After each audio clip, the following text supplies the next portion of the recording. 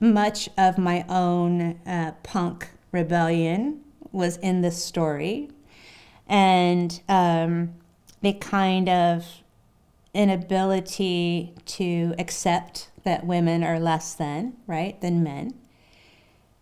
And so, yes, in every costume, we'll start with the ants. I tried to find a thing that would bring a woman character, albeit a prisoner, right, a political prisoner, a kind of joy that no one would see, but they would feel, right?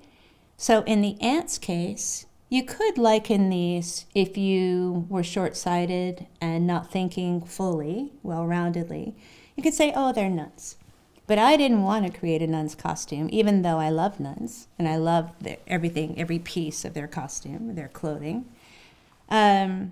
I wanted to create something for the women who probably didn't have a male or female counterpart as a lover. I'm not saying all the ants are that way, and forgive me, Margaret Atwood, because I can't remember. But in my mind, I was like, on paper and in our filming, these ants might be vilified in a lot of ways if you want to paint them one note. But I had the luxury of working with Ann Dowd, who I had worked with before on a few projects. And Ann Dowd is the most humbling, down-to-earth, nurturing, mothering, beautiful human being who is able to harness a kind of magical, terrifying horror as an actor to create that character. And I wanted to do something because she's brilliant. She's a fantastic mind. In the end, I found out she wanted to be a doctor and was going to be, and auditioned for something. You know, Ann Dowd is beautiful on the surface and on the inside. But if you were to look at her as Aunt Lydia, to look at her on the surface, you might pass her on the street. You'd never give her the time of day because she wasn't skinny, pretty, textbook, whatever, underweight.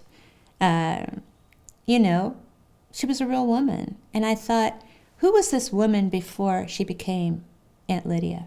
Who was this woman who got caught up in the notion of the opposite of religion, but a kind of religious fervor to the politics of Gilead? Who was the woman who gave up everything to torture people of the same sex, right? She wasn't drawn that way. She didn't come into the world, so it's very complicated.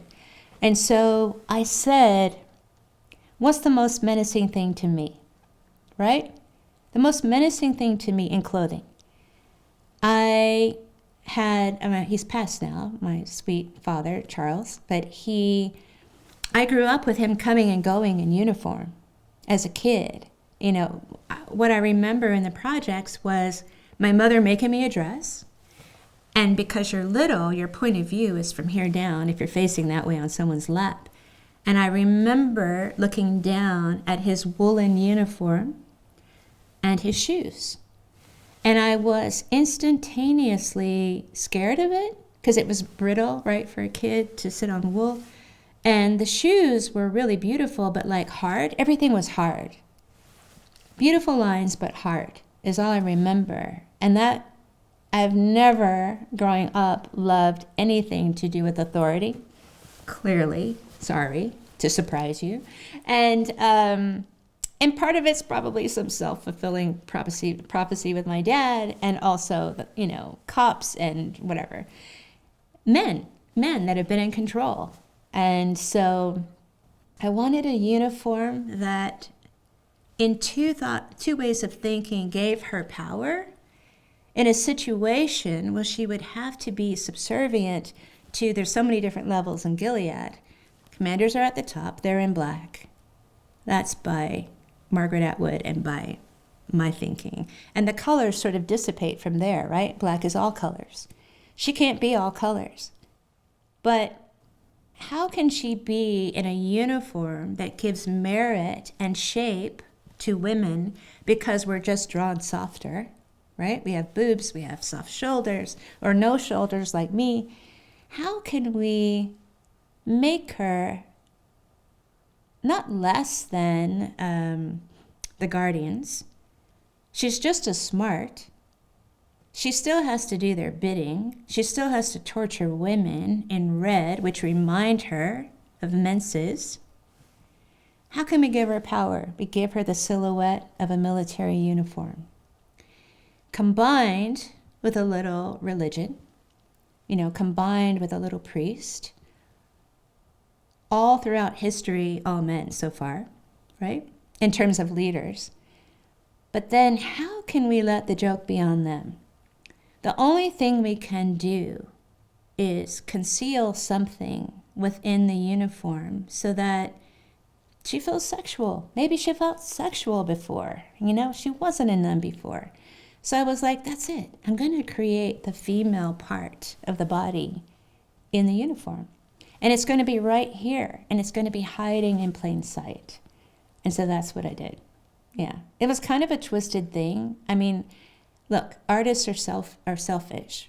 We are a collaborative being, but you want to have little selfish things so that when you start working at 150, you're like, you know what, kid? This is why I did that. For women, And really it wasn't my whole idea, no.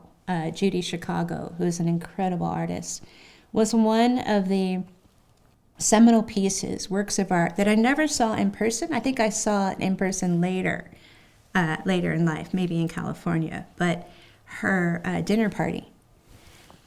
I was astounded because the female form, the female story, everything politically, organically was there in that dinner party. And so I wanted to have a little dinner party for Aunt Lydia. And I gave her the color of the trusting earth, the nurturer, the mother, for my own mythology, which oddly happened to be the color of the Canadian military that they use today. Strange. But it was the color of war, and women were at war. And even Aunt Lydia and all the aunts were at war, just silently. So it was kind of like, you have control over me, but I'm going to have control of you right here, and I'm going to mesmerize you, and you'll never would have seen it coming. It was my FU, Yeah. I read that there was a B. Arthur inspired element as well. Is that How true? could I forget? Okay, that's my 70s mod, right? Before the Golden Girls, y'all, which I still love, there was Maud. And all of those glorious women of the 70s who, there must be something with movement that I remember as a kid, because she wore these really long vests over a turtleneck and matching slacks, I think, for the most part, until she changed for the Golden Girls. But she would swing into a room. It was a thing. It was a thing. And they all had power. And so, yeah, I made her a long coat that would swing because of Maud. Yeah, B. Arthur, y'all.